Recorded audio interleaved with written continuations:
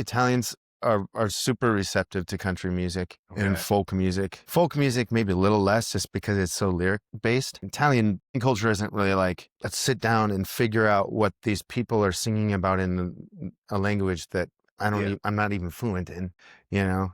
If Italians are going to listen for lyrics, they're going to listen to their own Which folk music I think, with their own singer-songwriters. from my perspective, Italian singer-songwriter music it's all about the lyrics.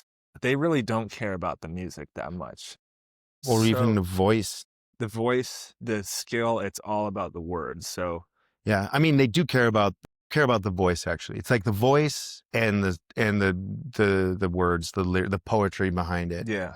Yeah, that's kind of when it's singer-songwriter, yeah. Because Italian music has been around for, you know, if you think about it, we've been making music this thing where we make songs and sell these songs, like and record them and produce them, and it's been, how long has that been around in the world? Like 100 years. 100 years. So for however many, before 100 years ago, where music, they just hired people to play their weddings and their parties, and you played music, you helped create a better, lively atmosphere, you Yeah, know? I mean, it wasn't until the gramophone where you could have recorded music playing at a party and you wouldn't have to hire a band, which I guess that became popular in like, Well, besides that's when you start to get people listening to music at home alone, listening to a song repeat.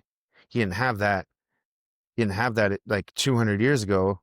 You had folk songs. So if you wanted to hear a song on a repeat, you needed to know someone that played it. And so you might have folk songs that were kind of lyric based. Those lyrics are simple because they need to be easy to remember, you know, so you can pass it on. So this whole thing, poetic singer-songwriter, deep stuff, it's all relatively new. And for Italy, that's like, in America, they kind of invented that sort of whole way of doing it. So in Italy, you know, if you're going to listen to music for that, if you're going to listen to those type of singers, you're going to listen to there's a few Italian singers that are amazing songwriters and have incredible lyrics, that stuff that I don't even comprehend how beautiful it is because I'm not Italian. It's not my mother tongue. I'd have to work on my Italian for another 20 years to really, I think, fully appreciate the stuff that like De André sings about. But Italians get it, you know? also because so many of those songs are in either Italian slang or dialect, and for us to read it, it's like we don't really understand it because they abbreviate words. They do Yeah, but even if you understand it, it's not even about understanding it. It's like really feeling about how amazing the choice of words were, how beautiful they are. Like, how did you think of that? We can't we don't ask ourselves these questions. We don't have that because it's in Italian.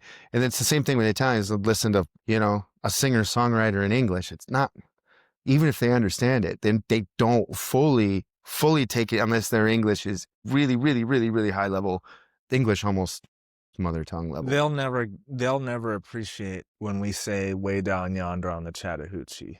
They just can't comprehend the can't depth. comprehend what it's like to be Alan Jackson skiing behind a boat. You've seen the video, in jeans. I mean, that's just Americana. That's a little bit, that actually does translate. You can appreciate that no matter where you're from, right? Come on.